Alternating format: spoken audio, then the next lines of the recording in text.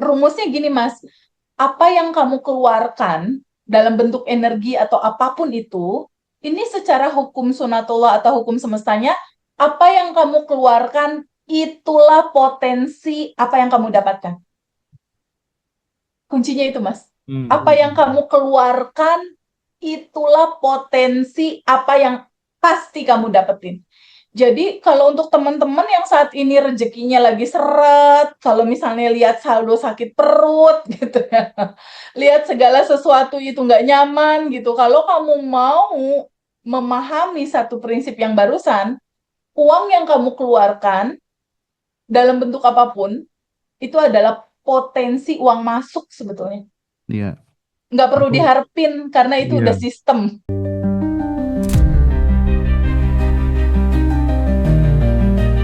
Enlightenment seorang Nabi Muhammad ini kaitannya ternyata sama kemanusiaan gitu.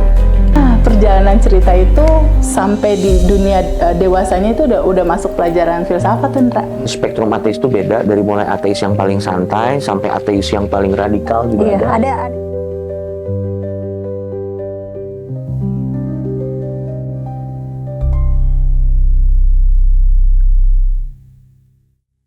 Teman-teman dimanapun berada, senang sekali kali ini kita bisa berjumpa lagi bersama dengan Teh Feby. Ini ngomong-ngomong, eh banyak banyak teman-teman tuh pada heran, pada tanya gitu. Mas, rahasianya apa sih kok setiap acara reuni, acara kelas itu tuh kok pada full terus gitu. Reuni itu kan nggak pernah sepi gitu. Bahkan Teh, Di atas 100.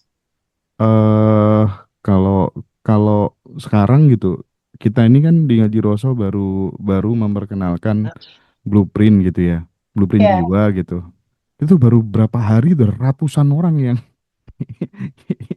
yang apa tuh namanya pengen pengen dibaca blueprint jiwanya gitu. Nah, dari sisi TVB sendiri mungkin bisa apa tuh namanya berbagi pengalaman ya tentang hal ini gitu Teh. mm-mm. Silakan. Ya, terima kasih banyak Mas Hendra. eh Awal yang menyenangkan nih kita membuka cerita tentang pengalaman kita masing-masing. Pengalaman Mas Hendra dan pengalaman aku.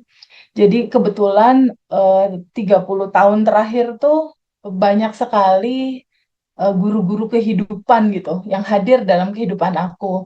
Dari mulai guru filsafat, lalu Geise Michael, guru tentang begitu banyak cerita menanam benih kebaikan gitu ya. Kalau Geise Michael itu bercerita tentang ajaran kuno 2500 tahun yang lalu yang sampai sekarang masih update gitu. Dan kebanyakan murid-murid dia tuh di sekitar 40 negara lebih dan rata-rata pengusaha biasanya. Lalu aku bersyukur sekali terus-terus bertumbuh belajar gitu. Aku pelajari juga tentang Tesla, tentang Neville Goddard, gurunya Neville Goddard Abdullah. Lalu belajar lagi tentang begitu banyak cerita sehubungan dengan bagaimana melepaskan lapisan endapan emosi yang menghalangi kelimpahan gitu. Dari Lester Levinson, Hildoskin, belajar online-nya juga, lalu Joe Dispenza juga belajar tentang itu. Sehingga dari begitu banyak sekali rangkuman-rangkuman guru-guru terhebat di dunia ini, di update zaman sekarang, itu membentuk begitu banyak pengalaman gitu. Jadi yang paling kental yang aku masih sangat pakai gitu sampai sekarang itu adalah ajaran dari Albert Einstein dan Geise Michael. Sehubungan dengan kalau ada event-event gitu Mas Hendra. Jadi kalau ada event-event yang pertama itu udah pasti tuh goals-nya itu pasti aku kuantum jamkan lalu aku lepaskan. Tentunya goals-nya adalah semua event yang kita buat, Mas Hendra dan aku buat di acara Bandan Revolution Reuni atau kegiatan lainnya, itu punya banyak manfaat buat orang lain. Intinya itu, bisa memberikan insight, bisa memberikan manfaat buat orang lain. Jadi, yang aku lakukan biasanya, kalau misalnya 2 bulan sebelum event atau sebulan setengah sebelum event, atau pada saat pertama kali udah ditetapkan nih tanggal sekian gitu. Biasanya 2 bulan sebelumnya tuh kita berdua udah tahu tuh. Nah, salah satu ajaran yang sangat indah sekali ya, yang mungkin bisa aku ceritakan untuk jadi insight teman-teman kalau teman-teman pada punya event atau teman-teman mau dagangannya laku gitu ibaratnya. Itu adalah meramaikan juga acara orang. Gitu Mas Hendra. Jadi meramaikan acara orang, mensupport juga acara orang, mendoakan juga acara orang berjalan dengan lancar. Hmm. Jadi biasanya ini aku mau ada nih reuni Bandan Revolution nih tanggal 25 April 2026. Itu kan masih nanti saat dulu ya. Kalau sekarang kan kita masih ada waktu sekitar kurang lebih 2 mingguan. 2 minggu kurang ya, sekitar 13 sampai 12 hari lagi. Itu biasa nih rumus aku yang pertama Quantum Jam lepaskan. Lalu setelah itu Ask to Universe. Aku pasti nanya ke dalam. Wahai kecerdasan semesta yang ada di dalam diriku, tolong kasih tahu aku dong gimana caranya ya. Event ini bisa punya manfaat buat banyak orang, yang datang tentunya banyak, penuh gitu. Setelah goalnya aku ucapkan, lalu aku lepaskan, aku tanya ke semesta, aku tanyanya kayak gitu. Nah, biasanya Mas Hendra, ini pengalaman aku ya, biasanya yang berikutnya datang adalah teman-teman yang punya event, cerita ke aku. Teh Febi mau ada event nih anak-anak yatim sunatan massal misalnya gitu. Hmm.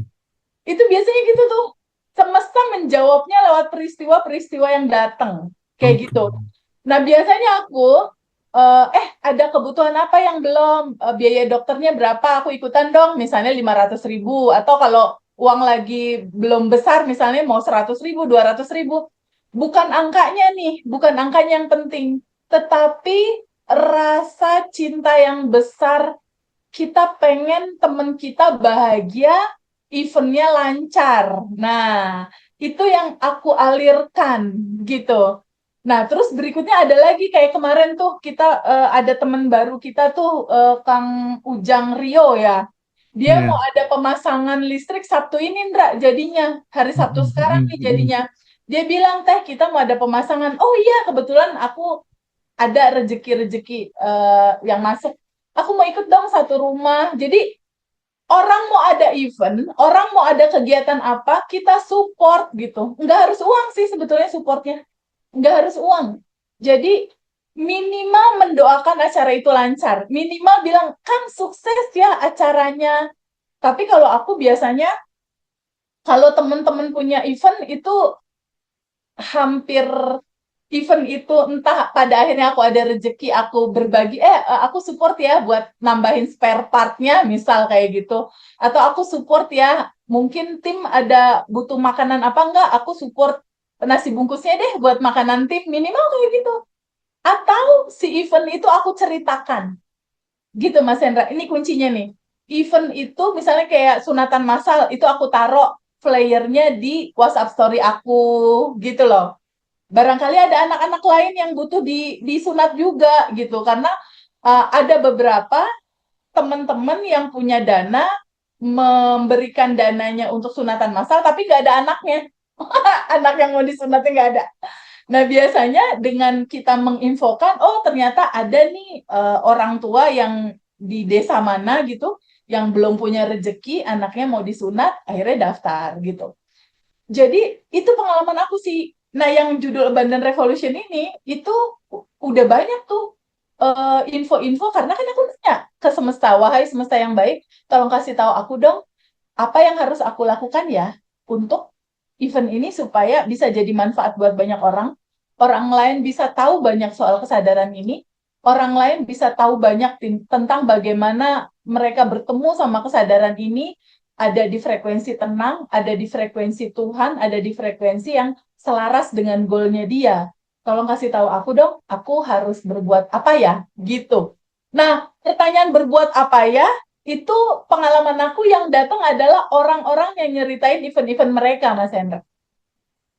Nah, sebelumnya juga ada event disabilitas. Jadi anak-anak disabilitas ada event, terus kebetulan mereka butuh support untuk goodie bag kayak gitu, goodie bag kosong. Terus mungkin event-event temen misalnya buka kursus kursus masak misal, dia punya flyer itu biasanya flyernya itu aku taruh di WhatsApp story aku dengan eh, gambaran atau niat membuat mereka seneng, eventnya rame, aku mensupport event mereka agar event mereka rame gitu.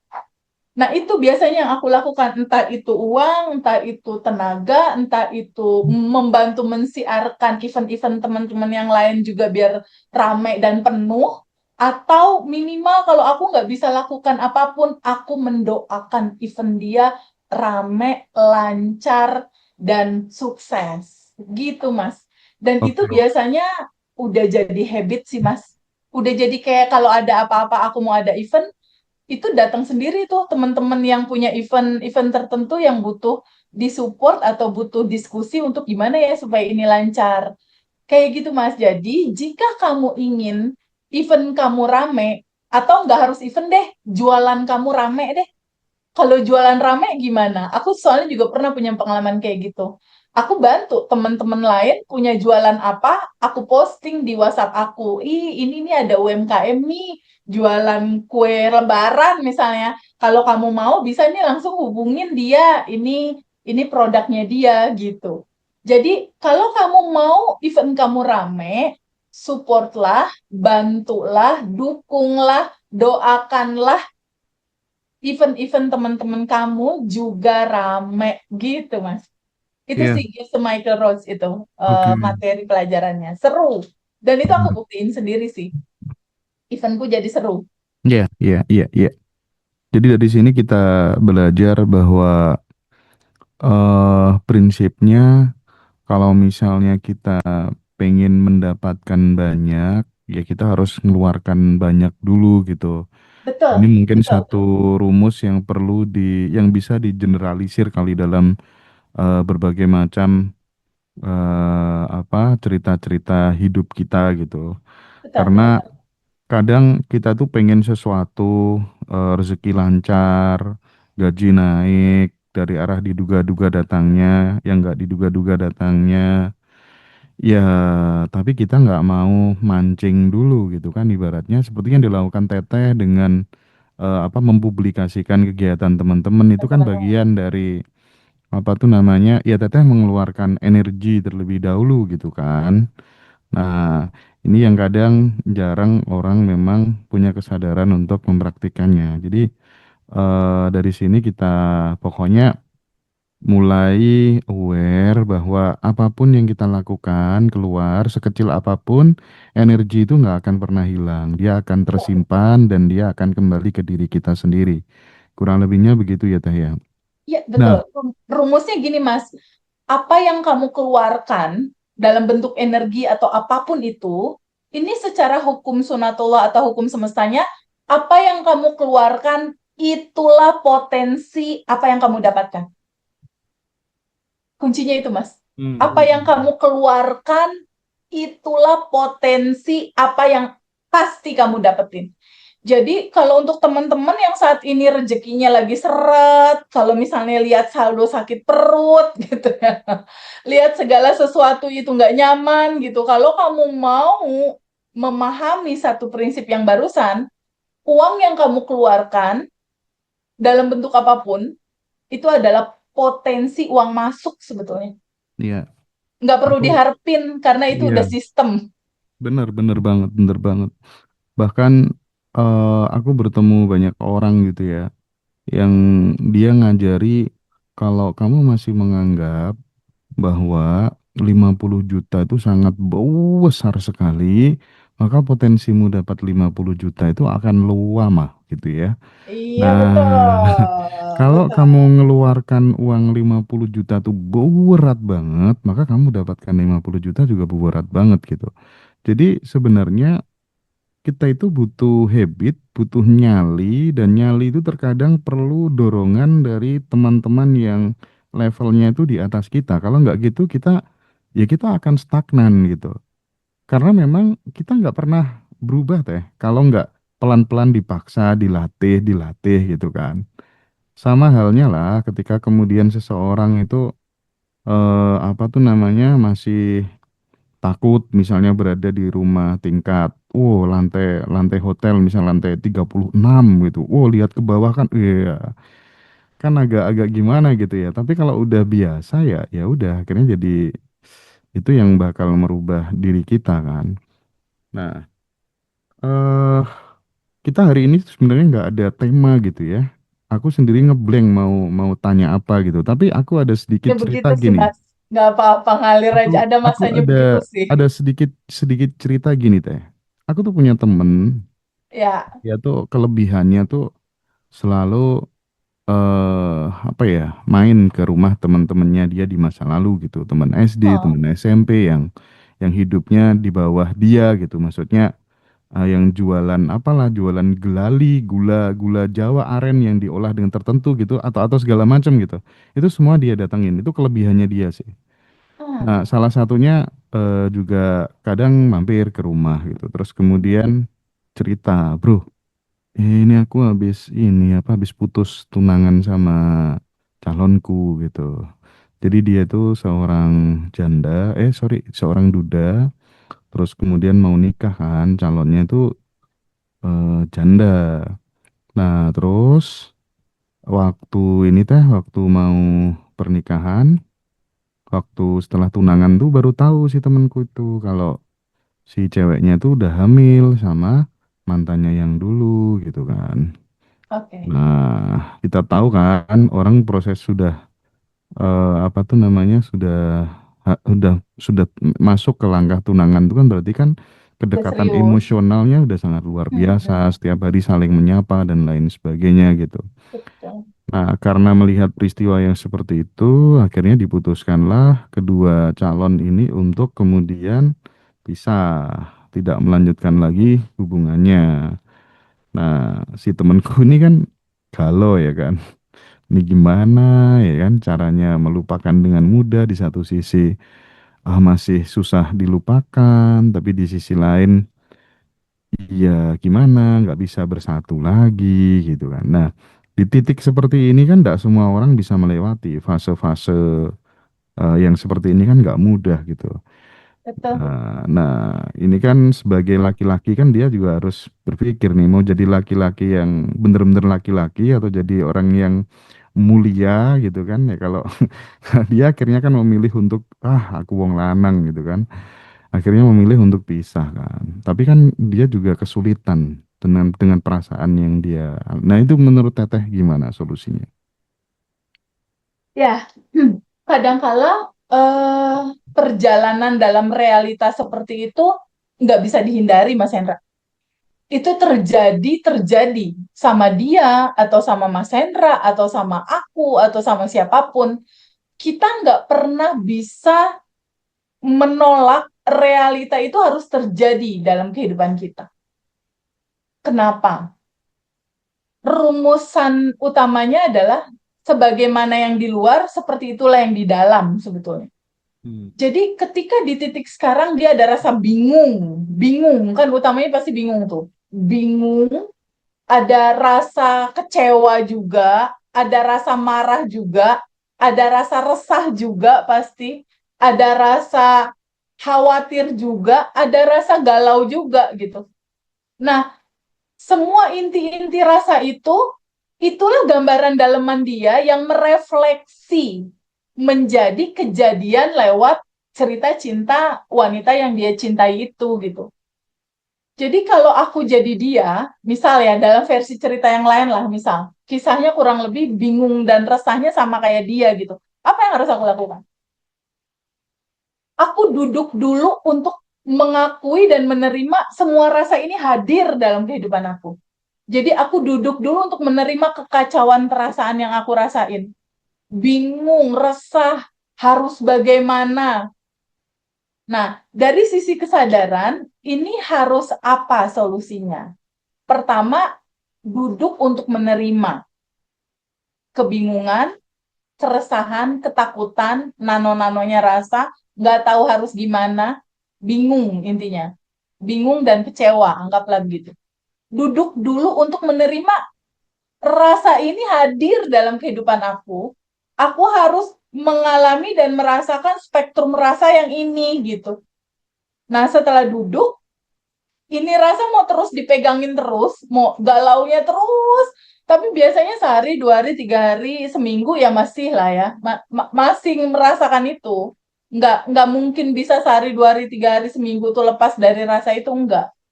Tapi pertanyaannya, semua rasa-rasa yang hadir ini mau melekat terus di kita gitu. Apakah mau melekat terus di kamu? Atau mau kamu ikhlaskan, kamu terima ini rasa gitu. Jadi memang harus ada momen waktu di mana kamu melarutkan dan mencairkan dulu semua apa yang ada di dalam batinmu itu gitu. Karena realita yang terjadi itu sebetulnya hanya pantulan. Dia hanya refleksi aja gitu. Hanya pantulan dari dalam batin. Dari dalam batin yang emosi itu sudah ada dan melekat di susunan syaraf tubuhmu sendiri. Dia harus larut terurai, makanya terjadilah peristiwa memancing untuk kita melarutkannya. Kalau kamu sadar, realita itu harus kamu terima, harus kamu sadari, harus kamu larutkan, harus kamu alirkan, itu akan cepat sembuh, Mas. Berarti yang narik peristiwa itu dia sendiri lewat emosi yang masih belum terurai. Intinya gitu. Betul. Dia sendiri, karena kamulah pencipta realitamu. Dari mana? Dari kisah masa kecil ya, itu tuh mainannya Mbak Manda tuh yang inner child itu.